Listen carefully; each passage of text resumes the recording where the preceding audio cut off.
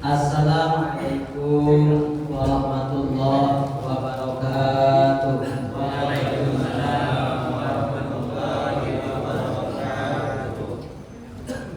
Alhamdulillahilladzi arsala rasulahu bil huda wa dinil haqq liyuzhirahu 'ala dini kulli wa kafa billahi shahidan. Asyhadu an la ilaha illallah wahdahu la syarika lahu wa asyhadu anna Muhammadan abduhu wa rasuluhu la nabiyya ba'da. Allahumma shalli wa sallim ala sayyidina Muhammadin wa ala alihi wa ashabihi ajma'in. Rabbi shrah li sadri wa yassir li amri wahlul 'uqdatam min lisani yafqahu qawli. Amma ba'd. Hadirin wal hadirat, bapak-bapak, ibu-ibu jamaah Masjid Al-Kautsar, syukur alhamdulillah kita panjatkan kehadirat Allah Subhanahu wa taala karena sampai malam hari ini kita masih diberikan kesehatan oleh Allah Subhanahu wa taala sehingga kita bisa hadir dari rumah ke masjid ini. Pertama dengan rangka menjalankan salat berjamaah, dan insyaallah pada salat ini kita lanjutkan kembali dengan salah satu kewajiban kita yang lain, yakni thalabul ilmi. Bapak Ibu yang dimuliakan oleh Allah Subhanahu wa taala, kajian kita malam hari ini dilanjut masih di surat Al-Baqarah ayat 31. Ayat 30. Ayat 30 ya. Quran surat Al-Baqarah ayat 30.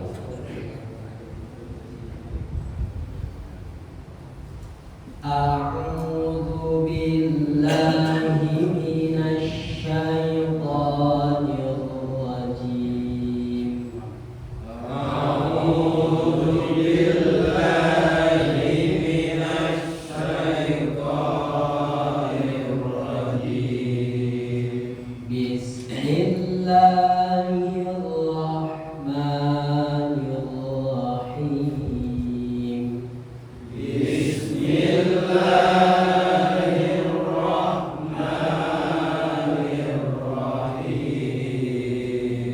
Wa in qala rabbuka lil malaikati inni ja'ilun fil ardi khalifah.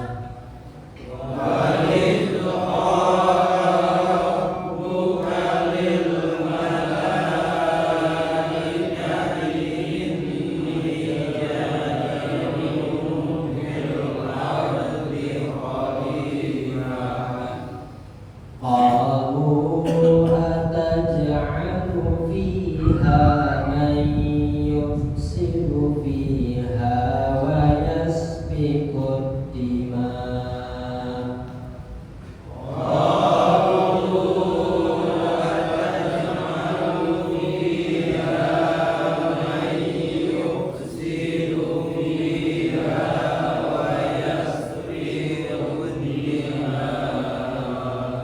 Wa nahnu nusabbihu bihamdika wa nuqaddisu lak.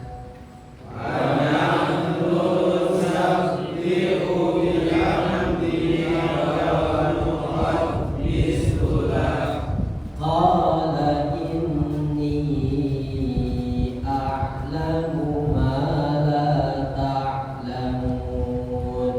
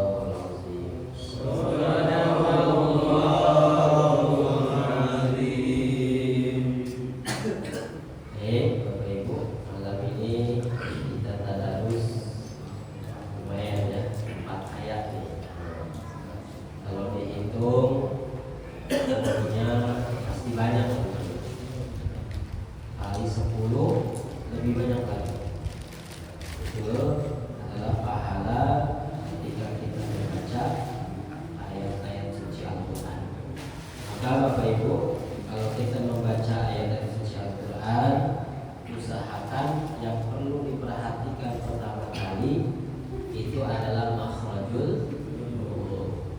Makanya kata Nabi, siapa yang membaca satu huruf dari Al-Quran, maka dia mendapat 10 kebaikan atau 10 pahala. Artinya apa? Supaya kita mempelajari Al-Quran itu mulai dari huruf-hurufnya. Jadi huruf-hurufnya diperbaiki. Jangan sampai hamzah suaranya ain. Al-alamin dibaca alamin. Nanti maknanya nanti berubah ya. Pada pertemuan kali ini Bapak Ibu, kita mulai akan membahas Quran surat yang kedua ayat 30. Pertemuan yang lalu kita sudah membahas tentang orang-orang yang hatinya mengikuti tipu daya syaitan, sehingga banyak di antara manusia itu hatinya tertutup. Dan hati yang tertutup itu adalah hatinya orang-orang kafir. Padahal kadang-kadang ada orang itu yang sudah mendapatkan hidayah.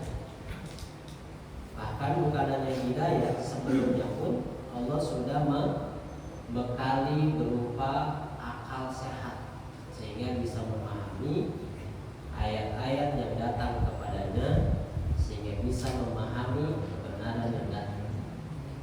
Tapi kemudian karena hati manusia itu kadang tertutup oleh kemaksiatan, oleh kekafiran, oleh kemunafikan, akhirnya apa? Mereka kadang mengaku beriman, tapi ternyata tingkah lakunya kafir terhadap Allah Subhanahu wa Ta'ala. Maka kemarin diingatkan, kaifa takfuruna billahi wa kuntum amwatan fa'ahyakum summa yumitukum summa yuhyikum summa ilaihi turja'un. Kenapa kalian kafir kepada Allah, sedangkan dulunya kamu itu mati, hidup juga karena dihidupkan oleh Allah. Dan ingat, setelah hidup nanti dimatikan lagi, dihidupkan lagi, lalu kita akan dikumpulkan menghadap Allah Subhanahu wa Ta'ala untuk mempertanggungjawabkan semua fasilitas hidup yang kita gunakan di dunia ini, untuk apa digunakan dan dihabiskan, termasuk umur dan kesempatan yang kita miliki. Nah, pada pertemuan kali ini Allah Subhanahu wa Ta'ala menyampaikan tentang kisah manusia. Kata Allah di Quran surat Al-Baqarah ayat 30, wa idh qala rabbuka lil malaikati inni ja'ilun fil ardi khalifah. Dan ingatlah ketika Tuhanmu berfirman kepada para malaikat, sesungguhnya aku hendak menjadikan seorang khalifah di muka bumi, fil ardi khalifah. Kemudian qalu ataj'alu fiha man yufsidu fiha wa yasfiku din. Seakan-akan di sini malaikat bertanya, wahai Allah, apakah Engkau akan jadikan di atas bumi ini orang-orang yang merusak dan menumpahkan darah? Wa nahnu, sedangkan kami, nusabbihu bihamdika, bertasbih dengan memujimu, wa nuqaddisu lak, dan mensucikan nama. Qala inni a'lamu ma la ta'lamun. Kata Allah, sesungguhnya aku lebih mengetahui daripada apa yang tidak kamu ketahui. Nah, di sini Bapak Ibu, kalau kita membaca Quran surat Al-Baqarah ayat 30, jangan kita gambarkan seakan-akan Allah berdiri di depan, malaikatnya kumpul di depannya Allah gitu ya. Kemudian Allahnya ngobrol gitu sama malaikat. Jangan dianalogikan seperti itu, jangan digambarkan seperti itu. Tetapi di sini ya, ini hanyalah gambaran saja. Bahwasanya Allah Subhanahu wa taala pernah berfirman kepada malaikat itu bahwasanya Allah hendak menciptakan makhluk di muka bumi ini yang nantinya akan menjadi khalifah. Nah, kemarin sudah disinggung sedikit tentang khalifah. Khalifah itu berasal dari kata khalafa atau khalfa. Khalfa berarti belakang. Nah, jadi khalifah bisa diartikan belakang, bisa diartikan juga pengganti. Makanya ketika Nabi SAW wafat, maka digantikan oleh yang di belakangnya, yakni para sahabat Abu Bakar, Umar, Utsman, Ali, sehingga mereka disebutnya khulafur rasyidin, khalifah. Jadi khalifah ini adalah pengganti. Lalu bagaimana inni ja'ilun bil ardi khalifah? Kata Allah, sesungguhnya aku hendak menciptakan khalifah di muka bumi ini. Maka khalifah ini fungsinya apa? Para ulama mengatakan bahwa fungsi khalifah ini bukanlah wakil. Ya, awas ya. Bukanlah wakil Allah, Allah tidak butuh wakil. Tapi khalifah ini maknanya adalah makhluk yang Allah ciptakan untuk memakmurkan bumi, memanfaatkannya, menjaganya, maksudnya melestarikannya dari generasi ke generasi.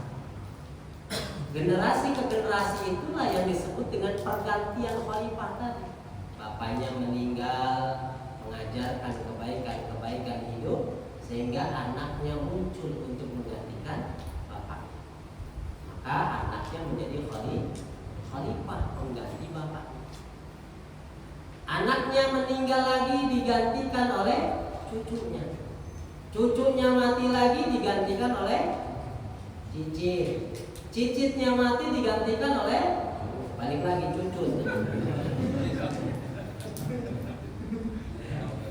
Seperti itu, generasi ke generasi.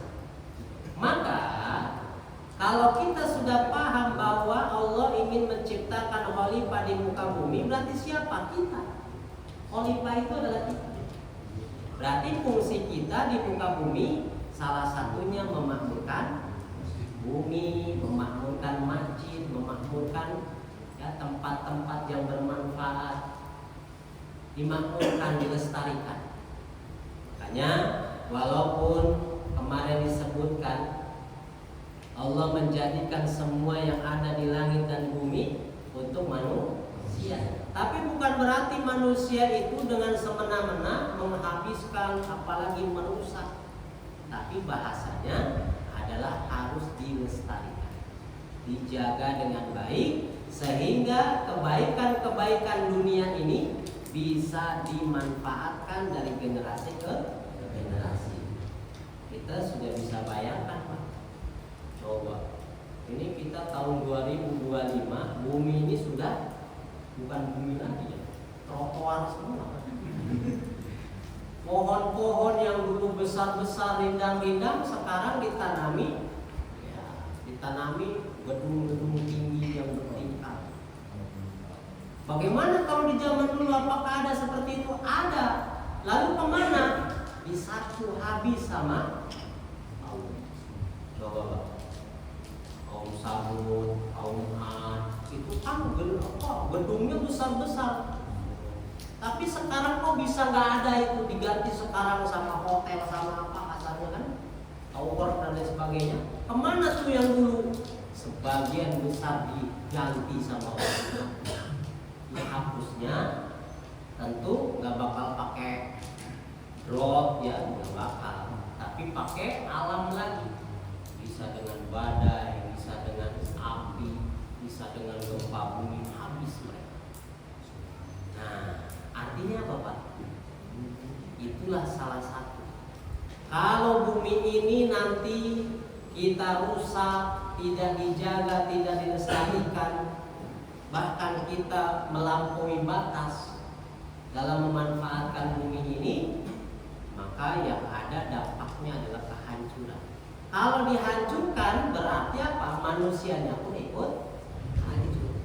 Maka disinilah ketika Allah menyampaikan kepada malaikat bahasanya, tapi maksudnya kepada kita. Inni ja'ilun fil ardi khalifah. Aku ingin menjadikan di bumi ini seorang khalifah, orang yang bisa menjaga, memakmurkan, melestarikan bumi ini dari generasi ke generasi. Maka disinilah perlu adanya regenerasi dalam hal kebaikan-kebaikan kepada anak-anak. Jadi kita ajarkan tuh, ya, terus dari generasi ke generasi, bukan hanya urusan ibadah makhluk, tapi urusan menjaga lingkungan pun harus diregenerasikan ke anak-anak ini. Qalu ataj'alu fiha man yufsidu fiha wa yasfiku dima. Malaikat ketika Allah menyampaikan bahwa Allah hendak menciptakan khalifah, maka kata malaikat apa? Ini mencari paham, ya, mencari hikmah.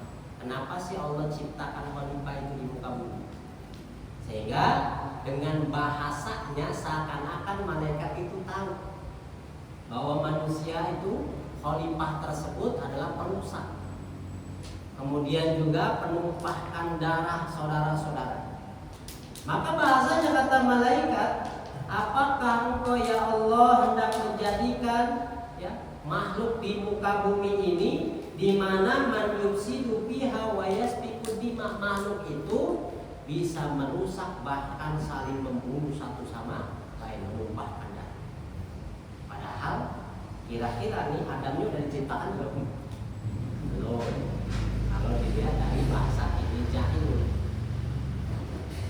Kemudian kata malaikat ngomong lagi, menguatkan, wa nahnu, kalau makhluk itu bisa merusak, bisa menumpahkan darah di muka bumi, sedangkan kami, kata malaikat, kerjanya apa? Nusabbihu bihamdika wa nuqaddisu. Ya, tidak lepas dari memujimu, berzikir, mensucikan namamu, ya, tidak menyekutukan dengan sesuatu apa. Itu kerjaan dari malaikat. Jadi malaikat itu, Pak, nggak ada yang namanya malaikat zolim, itu nggak ada. Malaikat maksiat itu nggak ada. Kenapa? Tugas dia itu hanya berzikir, mensucikan Allah, beribadah kepada Allah, dan melakukan apa yang diperintahkan oleh Allah Subhanahu wa Ta'ala. Beda dengan manusia. Kenapa? Karena malaikat hanya diberi unsur akal, tidak diberi nafsu. Baru bayangin, Pak, kalau malaikat dikasih nafsu, wah, nggak kena. Disuruh liatin tuh makhluk, demplon makhluknya, baru kacau. Makanya Allah Maha tahu hikmah itu. Tapi jangan iri, Pak. Ya, saya. Nah, jadi kata malaikat, kami ini tugasnya itu berzikir, mensucikanmu. Nah, maksudnya bagaimana nih, Pak? Maksudnya gini, kalau kita analogikan, Allah ingin menciptakan makhluk lain selain malaikat, nanti akan memakmurkan bumi, memanfaatkan bumi, jadi pemimpin di bumi. Kata malaikat, memangnya saya ini nggak layak, kami ini nggak layak, gitu kan? Sehingga engkau harus menciptakan makhluk lagi untuk melestarikan bumi. Apakah kami ini nggak layak? Sedangkan kami tugasnya apa? Kerjanya apa? Beribadah. Nah, itu maksudnya. Tapi kata Allah, qala ini a'lamu ma la ta'lam. Aku ini lebih tahu hikmahnya kenapa aku ciptakan makhluk di luar engkau sebagai khalifah.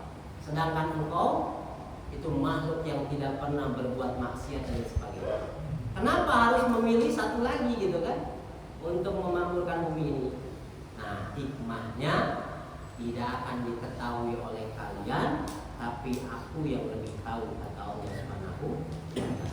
Maka hikmah-hikmahnya setelah diciptakan itu manusia, Ternyata besar Pak. Ternyata dari makhluk, dari jenis manusia ini diutuslah para nabi dan rasul. Mereka itu yang ibadahnya itu adalah manusia-manusia yang terpilih, yang luar biasa ibadah. Mungkin kalau dibandingkan dengan malaikat, hebatan para nabi dan rasul. Loh kenapa? Karena malaikat dia taat kepada Allah, tidak pernah bermaksiat kepada Allah, wajar karena tidak punya hawa nafsu. Tapi para nabi dan rasul selain punya hawa nafsu, dia punya akal sehat, iman, maka disitulah mereka harus berjihad, berjuang untuk meluruskan hawa nafsunya untuk taat, tunduk, patuh hanya kepada Allah Subhanahu wa taala. Dan itu perjuangan besar. Makanya kalau manusia nih mampu meluruskan hawa nafsunya, bisa membimbing hawa nafsu dirinya untuk lebih tunduk patuh kepada Allah, maka makom kita lebih baik dari malaikat. Nah, tapi kalau kita justru mengikuti hawa nafsu, imannya dikesampingkan, akal sehatnya dikesampingkan, maka kata Allah kalaan abal manusia ini akan lebih sesat, bahkan lebih sesat dari binatang. Jadi kalau binatang sesat ya wajar binatang nggak sholat ya wajar lah binatang. Tapi kan sebagian besar sama kayak kita binatang itu Pak. Matanya punya, kita punya. Binatang punya ceri, telinga, kita juga punya telinga. Tangan, kaki punya walaupun beda-beda gitu kan. Semuanya hampir mirip-mirip lah, saudaraan sama kita tuh. Ininya bentuk-bentuknya lah. Semuanya fasilitasnya ada, tapi bedanya apa? Tidak punya akal. Sehingga binatang itu tidak bisa merespon kebaikan-kebaikan berupa ayat-ayat Allah Subhanahu wa taala. Nah, kalau manusia diberikan akal, disiapkan untuk menjadi khalifah, tapi dia tidak memanfaatkan momen tersebut, tidak digunakan akalnya untuk memahami ayat-ayat Allah, untuk memahami agama Allah, untuk memahami tugas dan tanggung jawabnya sebagai hamba Allah, maka orang ini mohon maaf Pak, walaupun hidup setara dengan binatang. Hanya urusan betul. Kira-kira ada manusia begitu banyak. Jadi yang ada di akalnya itu bisa makan, bisa minum, bisa ini, bisa shopping, bisa apa, urusan ibadah oke baik. Nah itu sama tuh Pak sama binatang. Walaupun ya kita mah nggak usah kalau ada orang yang nggak sholat binatang jangan. Itu mah urusan lain gitu ya. Kita mah hanya menganalogikan. Oke. Jadi hikmahnya itu sangat besar sehingga ketika manusia itu diutus ke bumi ini, diturunkan di sini, maka banyak para nabi dan rasul yang diutus oleh Allah, mereka berjuang untuk menyampaikan agama Allah sehingga manusia menyembah Allah Subhanahu wa taala. Dan itu butuh perjuangan yang besar. Kira-kira ada berapa para nabi dan rasul? 1.000? Banyak ribuannya ya, 124.000. Kalau dihafal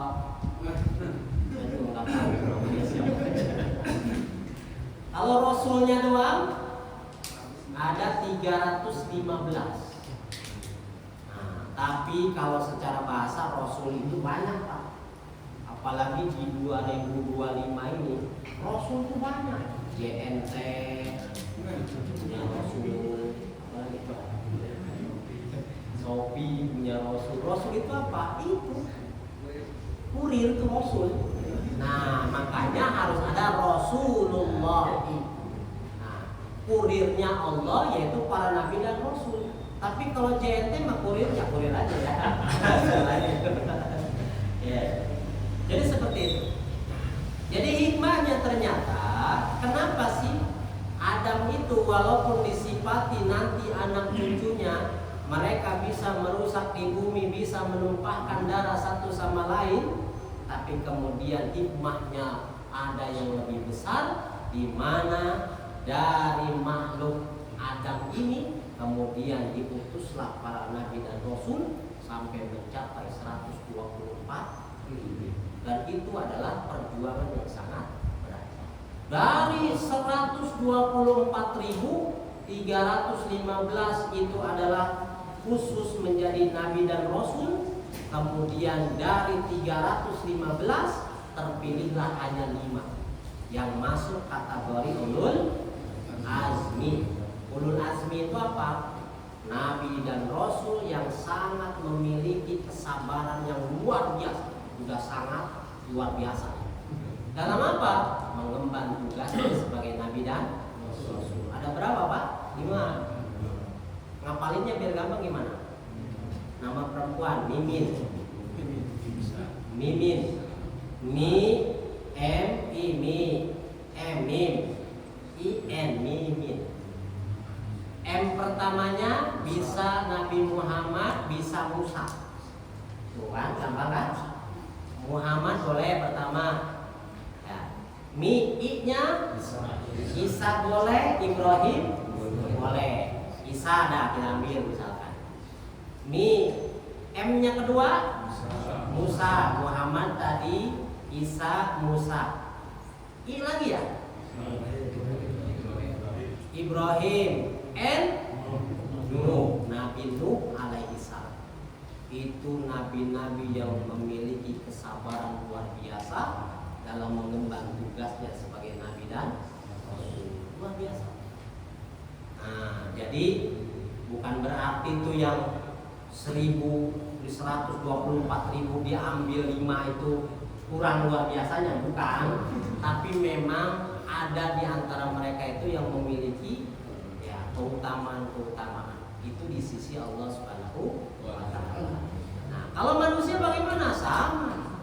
Ya, ketakwaan kita ini beda-beda. Walaupun kita ini dalam satu majelis, sholatnya berjamaah, baca Qur'annya bareng-bareng, ayatnya juga yang dibaca bareng, ya, kajiannya juga bareng, tapi ketakwaan kita pasti tidak sama. Ada yang lebih tinggi, ada yang lebih rendah, tapi jangan sampai kerendahan, Pak ya. Kalau kerendahan, waduh ngemplek nanti. Nggak kuat ngapa-ngapain tuh kalau ketakwaannya sudah ngemplek ya. Mau bangun, mau sholat aja nggak tahan. Mana sih? Capek isukan jubur na panas banyak sah. Eta sebetulnya mah ketakwanya ngemplek kita. Jadi bahaya. Oke. Di ayat selanjutnya. Wa 'allama Adam al-asma'a kullaha summa 'aradahum 'alal malaikah. Dan Allah mengajarkan kepada Adam nama-nama benda seluruh. Kemudian Allah mengemukakan kepada para malaikat, lalu Allah berfirman, faqala ambiuni bi asma'i haula'i in kuntum shadiqin. Terangkanlah kepadaku nama-nama benda itu jika kamu memang orang-orang yang benar. Nah, Bapak Ibu, pertama tadi ketika Allah menyampaikan informasi bahwa Allah hendak menciptakan seorang khalifah, maka yang menanggapi adalah malaikat seakan-akan. Tapi jangan kita bayangkan ngobrol begitu ya. Jangan dibayangkan seperti itu. Ditanggapi oleh malaikat, kenapa engkau mau ciptakan makhluk itu di atas muka bumi, padahal bisa saja dia merusak bahan menumpahkan darah. Maka kata Allah, aku lebih tahu dari apa yang tidak kamu ketahui. Nah, setelah Allah ingin menciptakan khalifah, maka kemudian Allah mengajarilah calon khalifah itu dengan apa? Asma, benda-benda, nama-nama benda.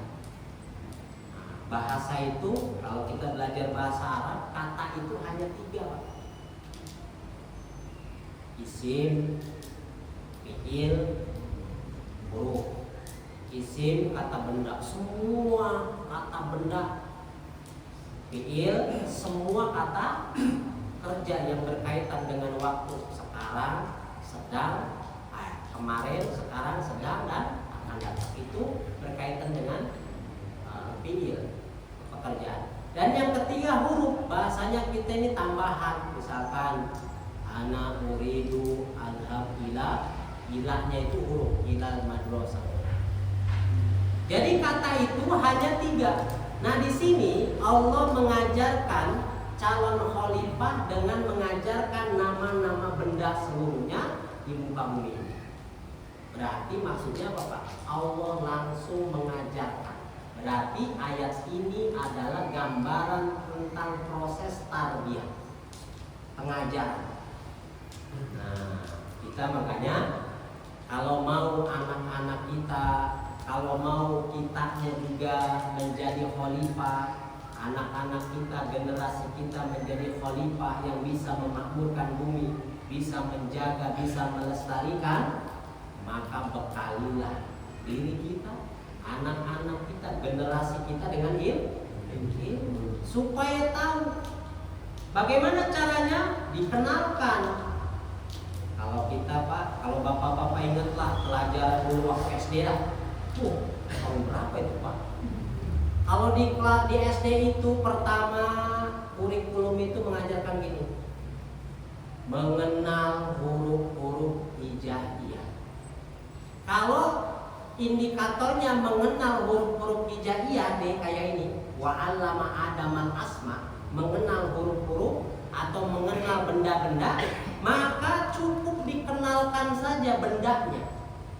Kamu tahu enggak Citra Raya? Tahu kayak gimana? Depannya itu gerbangnya gede, ada kudanya. Orang itu kalau dia menceritakan bahwa Citra itu gerbangnya gede, ada kudanya, maka dia ini sudah punya ilmu tentang pengetahuan benda Citra tadi. Ketika ada yang nanya, Dek, tahu Citra nggak? Oh tahu Pak, kayak gimana? Nah, begini ada ininya. Oh, jadi ini si orang belum ke Citra, tapi sudah punya gambaran. Oh, Citra itu ada kudanya gede, tapi nggak tahu kudanya gimana. Pokoknya begitulah banyak kudanya. Nah, itu namanya mengenalkan. Dan pertama kali pengajaran itu adalah mengenalkan, termasuk belajar Al-Quran, mengenal huruf-huruf hijaiyah. Dikenali dulu. Alif, ba, ta, sa, ja. Jangan za, jangan gitu. Ja. Kalau ngomong ja, jangan za. Jazakallah, itu lain lagi emang. Ja itu harus ngomong seperti hujan. Bapak kalau ngomong hujan pakai jim, nggak boleh pakai zai. Huzan, di luar huzan gitu kan. Harus pakai ja, hujan. Tapi kalau ngomong zaman jangan pakai ja. Wih, di zaman sekarang, yang benar di zaman sekarang. Jam pakai ja, harus beda dengan zaman. Itu dia, itu fungsinya mengenal. Maka dikenalkan tuh a, po, ta, itu harus dikenal. Kalau sudah mengenal satu sama lain akan bisa membedakan. Oh, ini tuh sifatnya hamzah, ini sifatnya ain, ini semuanya tahu tuh sifat. Maka disitulah ini cara belajar itu seperti itu. Maka kalau kita belajar dari ayat ini, hikmahnya, fikih kehidupan kita apa? Bapak kalau belajar ilmu agama, pertama belajar ilmu fikih misalkan ya. Maka bab pertama apa kalau fikih? Toharo kan? Pasti itu. Mau kitabnya yang mana aja pasti toharo. Nah, kalau kita belajar toharo berarti apa? Kenalilah tuh toharo. Berarti toharo itu secara bahasa apa? Biar kenal. Tahu toharo? Tahu. Kita mau cuci kaki, nah itu toharo gitu. Membersihkan. Itu secara bahasa. Toharo. Nanti dari toharo ini apa saja? Macam-macam toharonya tuh. Mengenal juga tuh. Berarti toharo ada majasi, ada hakiki, ada hukmi, terus.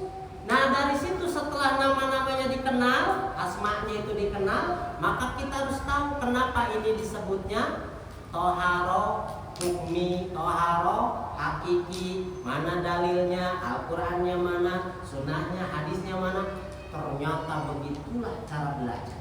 Maka ketika Bapak kita semua belajar toharoh satu saja, maka dampaknya bukan dia hanya belajar kecepak mainan air, berwudu, mandi, tapi dalam kehidupan dia akan tercermin orang yang sudah selesai belajar toharoh. Ternyata toharoh bukan fisik doang, hati juga harus toharoh. Orangnya rajin sholatnya Pak. Kalau sholatnya sampai kencang takbiratul ihram, Allah Akbar. Ari hirup sombong. Aduh. Itu nggak nyambung toharoh hatinya sama ucapan takbiratul ihram. Jadi toharoh itu banyak kajiannya, sehingga orang yang sudah belajar fikih toharoh hidupnya akan lurus. Oh gitu-gitu Pak, cuma begitu. Nah di kita mah gara-gara toharohnya cuman sekedar toharoh teh naon, wudu, mandi junub, tayamum, eta toharoh. Akhirnya wudunya pinter, buang sampahnya juga kekali pinter, nggak bersih kulitnya. Itu belum sinkron dengan toharoh. Mohon maaf Pak ya. Nah ini dia. Jadi disinilah Allah hendak menciptakan khalifah bukan dilepas, tapi langsung dididik sama Allah. Karena belum ada gurunya kan. Langsung Allah yang mendidik, Allah yang ingin menjadikan dia khalifah si Adam ini, maka dididiklah oleh Allah supaya apa? Dia memiliki ilmu sehingga dia bisa melaksanakan tugasnya sebagai khalifah. Maka dianalogikan kalau kita mau jadi khalifah berilmu dulu. Kalau kita mau jadi pemimpin, apalagi harus punya ilmunya. Jadi pemimpin sekolah itu nonton, aduh dia tidak usah. Jadinya apa? Ngaco kayak. Pemimpinnya nggak sekolah, ahli bawahannya diwajibkan sekolah. Aneh juga. Nah, makanya kita harus bercermin kepada Allah. Adam dipersiapkan jadi pemimpin. Kalau dikata khalifah itu pemimpin, ternyata Allah tidak membiarkan dididik langsung oleh Allah Subhanahu wa taala. Nah, maka setelah dididik tadi, faqala ambihuni bi asma'iha ulai in kuntum shadiqin. Baru Allah ngomong lagi itu menyampaikan kepada malaikat seakan-akan, malaikat, coba kamu sebutkan nih nama-nama benda di dalam kehidupan dunia ini. Maka angkat tangan malaikat. Wih, nggak tahu ini naon sendal jepit ini terus di rumah kita aja tuh nama-nama yang macam-macam Pak ya. Bahkan kita sendiri nih dalam tubuh kita nih nggak semua orang tahu nama-nama. Kita yang gede-gede doang. Wartono mana nih? Bukan, cuma kepala. Ini nih, ini bukan cuma tangan. Terus dipegang ini, oh bukan dada ini, oh bukan, punya nama semua ternyata. Nah ini harus tahu dikenal. Nah seperti itu. Maka malaikat ketika diperintahkan untuk menyampaikan nama-nama benda itu, sifat-sifatnya dan sebagainya, ya angkat tangan nggak bisa. Maka di sini, ya Bapak Ibu. Nah, jadi kita ini pendidikan ini wajib hukumnya. Kenapa? Karena kalau hidup kita ini tidak dididik, ya susah untuk mencapai tugasnya sebagai khalifah, pemakmur bumi secara umum. Qalu subhanaka la ilma lana illa ma 'allamtana innaka antal alimul hakim. Kata malaikat, ya. Malaikat berkata, Maha suci Engkau ya Allah, tidak ada kami ketahui selain dari apa yang telah Engkau ajarkan kepada kami. Sesungguhnya Engkau lah yang Maha mengetahui lagi Maha bijaksana. Ini salah satu dasar kenapa kalau orang ditanya nggak tahu bilangnya Allahu a'lam. Pak, rukun Islam ada berapa? Allahu a'lam. Allah yang Maha tahu. Jadi yang kamu harus tahu. Disuruh belajar malah Allahu a'lam aja gitu kan. Maksudnya di sini Allahu a'lam itu adalah apa? Bahwa kita ini butuh belajar. Jadi semakin kita belajar maka semakin kita butuh ilmu. Semakin sedikit ilmu yang dirasa kita miliki, itu kalau kita belajar. Makanya mohon maaf Pak, saya kalau ngajarin ibu-ibu itu kan ayo Bu, satu-satu nih, baru berubah 3 kata salah diluruskan, terus ibu-ibu itu narik nafas nih. Pak Ustaz, kalau di rumah mah saya baca Quran lancar gitu kan. Kenapa? Kalau di Pak Ustaz di depan ini salah semua gitu kan. Begitu. Kalau kita nggak belajar seakan-akan kita sudah cukup ilmunya, sudah lancar, sudah hebat. Padahal apa? Kita nggak belajar, nggak membandingkan, akhirnya merasa bahwa kita ini sudah cukup banyak ilmu, padahal masih banyak karena ya seperti katak di tempurung, merasa paling besar gitu kan, atau seperti kerbau badan gede ditaruh di tembok batako, nempok ayam kecil, nempok kambing kecil, wah tak kabur dia nih kerbau itu. Pas ada bolongan di batako, pas dia nengok keluar, ada yang lebih gede gajah, ternyata saya kecil. Nah, kita kalau nggak belajar begitu, seakan-akan seperti sapi yang dikurung tadi, merasa gede, ternyata di luar ada badak, ada gajah yang lebih besar. Makanya di sini penting kita untuk belajar. Tetapi kalau kita ditanya memang tidak tahu, tidak paham, apalagi dalam urusan akidah, dalam urusan ibadah, dalam urusan agama, maka jangan malu kita sampaikan Allahu a'lam, ana tidak tahu. Nah, ya seperti itu. Jadi jangan gini, nggak tahu, mana-mana gitu kan. Akhirnya semakin banyak pertanyaan yang nggak tahu ditampung sama dia, dijawab dengan kemana-mana, ngaco itu betul ini. Udah dia sesat menyesatkan orang lain. Saya suka lucu juga Pak, ngajar saya itu PAI ya, dari pendidikan agama Islam. Anak-anak suka nanya, Ustaz, ini kita ujian boleh nggak nyontek? Kata saya nggak boleh. Pinter anak-anak sekarang. Ustaz, kalau urusan agama, kalau nggak tahu, nggak lihat dalilnya, nanti sesat saya. Jadi kalau urusan agama ada pertanyaan nggak paham, itu lebih bagus lihat bukunya. Oh, ini dalilnya nih. Jadi jangan ngarang kayak bahasa Indonesia. Iya juga ya. Pinter kamu. Ada aja yang begitu ya. Padahal itu kan cuma apa Pak? Akal lurus doang, bisa nyontek gitu. Tapi masuk akal juga gitu kan? Iya juga, kalau dia ngarang tuh dalam urusan dalil agama, ngaco itu urusan. Makanya gurunya suka mengingatkan, jangan tidur, nanti salah dengar, salah menyampaikan. Jadi kita kan kalau ngaji suka tidur. Kalau tidur salah loh.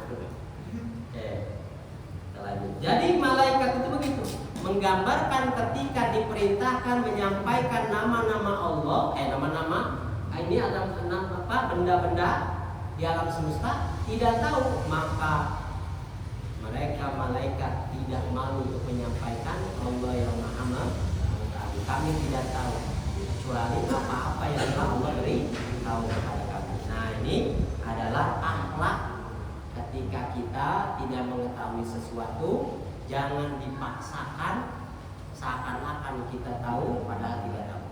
Kalau dipaksakan nanti khawatir menjadi sesat. Sudah dianya sesat menyesatkan orang lain. Itu. Jadi kalau Bapak jadi ustaz, jadi ulama besar, kalau nggak tahu bilang aja saya belum menemukan, nggak tahu.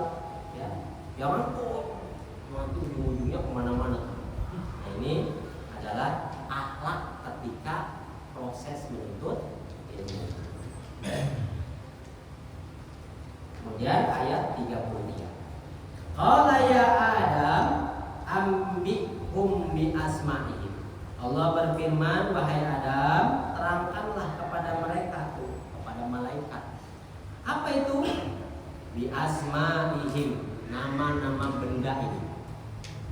Makanya kalau bahasa mudahnya gitu Pak, kadang mungkin kita ini terbersit pikiran, ini sendal jepit siapa yang ngasih namanya?